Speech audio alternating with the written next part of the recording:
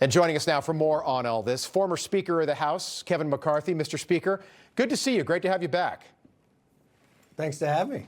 And you know, there's one thing you didn't list that still gets paid in a government shutdown: Congress. So all those Democrats that shut down Congress, that SNAP doesn't get paid, the members of Congress will still get paid. Congress, the Senate. Trump donates his salary to charity. Trump never takes his salary. Even when government's open, he doesn't take his salary. He donates that away to charity. He shows by example. Let me ask you about a couple of these. So, I didn't realize that 42 million people were on food stamps. Does that seem maybe a little high to you, 16% of the adult population in this country?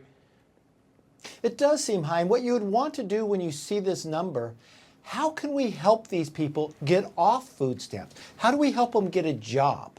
And you know, it's what we did with welfare reform when we did the debt ceiling. We put work requirements in for able-bodied adults with no dependents. So that only means if you have no children, we give you work requirements. And what we proved, and Republicans did this back in the 90s, at the end of the day, the Democrats would yell, we're going to hurt people. No, these people were financially better secured. They had a better job. They actually went back into the workforce. America was stronger. We should help and make that number so much lower. Should we try to get these people, let's say the shutdown ends in a week or a month or in a year. When the shutdown ends, should we have everyone that's on food stamps reapply so we can vet some of these people?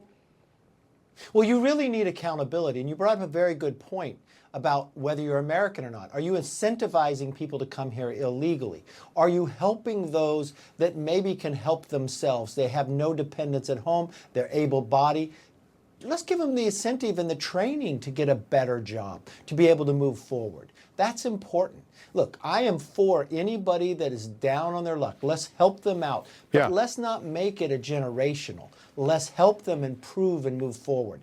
That's what accountability brings in, and that's what Democrats would always fight us. Because you could put in a Social Security check, you could put in work requirements, all these other elements that improve people's lives.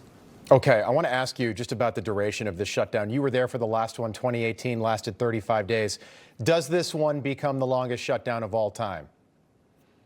Well, in reality, this is already the longest true shutdown, because the last one, only partial government was shut down because we already funded a number of appropriation bills. But I really call this shutdown the Seinfeld shutdown. It's a shutdown about nothing. And that's what makes it harder to get out of. What are the Democrats fighting for? It's simply Schumer does not have the political will because he's afraid of his base is so mad at him. The last time he voted for a continuing resolution that just keeps government open as is, that he's done 13 times, he wrote a book and he couldn't go on a book tour. So he's afraid of AOC, so he decided, I can't do it, so let's go. And people wonder, how long will this take? Well, I think when they get around November 6th, it'll be the longest shutdown. They can say, oh, okay, we did it. But even the government union now, the Democrat Stronghill, told them, go back to work, vote for the continuing resolution. All right, Mr. Speaker, I just want to ask you about this race. You know, I think this is getting way too much oxygen on cable, and I understand that you know, it is a very big story and it's going to have huge implications for the rest of the country. Here is New York mayoral candidate Zohran Mamdani when he was asked about 9/11. Listen to what he had to say. I want to speak to the memory of my aunt,